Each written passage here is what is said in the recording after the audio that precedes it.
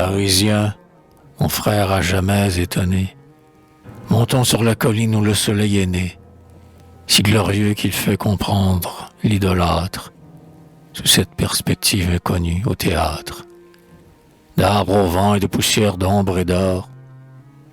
Montons. Il est si frais encore. Montons encore. Là, nous la placer comme dans une loge de face, et le décor vraiment tire un éloge. La cathédrale énorme et le beffroi sans fin.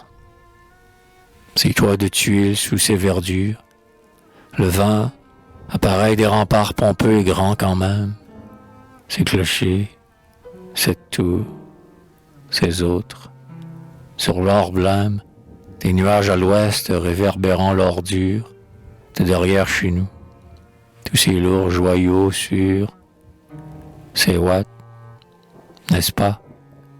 L'écran vaut le voyage.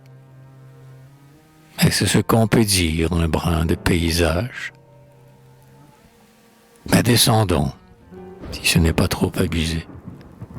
De vos pieds là, afin seul de reposer, vos yeux qui n'ont jamais rien vu que Montmartre. Campagne, vert de Playville blanc de dartre, et les sombres parfums qui grimpent de Pantin. Donc, par ce lent sentier de rosée de thym, cheminant vers la ville au long de la rivière, sous les frais peupliers, dans de la fine lumière. L'une des portes ouvre une rue. Entrons-y. Aussi bien, c'est le point qu'il faut, l'endroit choisi. Si blanches, les maisons anciennes, si bien faites. Point haute, ça et là des branches sur leurs fêtes, si doux et sinueux le cours de ces maisons, comme un ruisseau parmi de vagues frondaisons, profilant la lumière et l'ombre en broderie, au lieu du long ennui de vos osmaneries.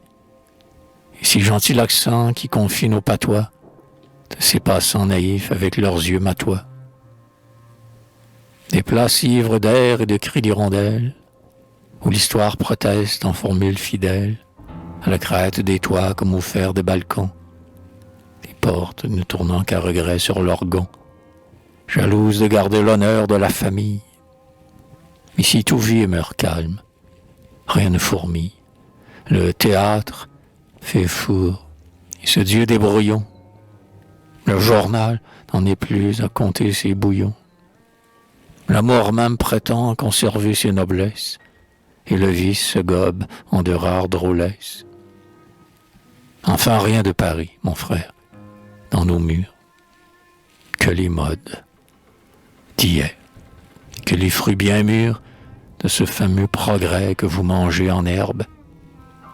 Du reste, on vit à l'aise, une chair superbe, la raison raisonnable et l'esprit des aïeux. Beaucoup de saint travail, quelques loisirs joyeux, et ce besoin d'avoir peur de la grande route. Ma voix, la province est bonne, somme toute. Et vous regrettez moins que tantôt la splendeur du vieux monstre et son pouls fébrile, et cette odeur.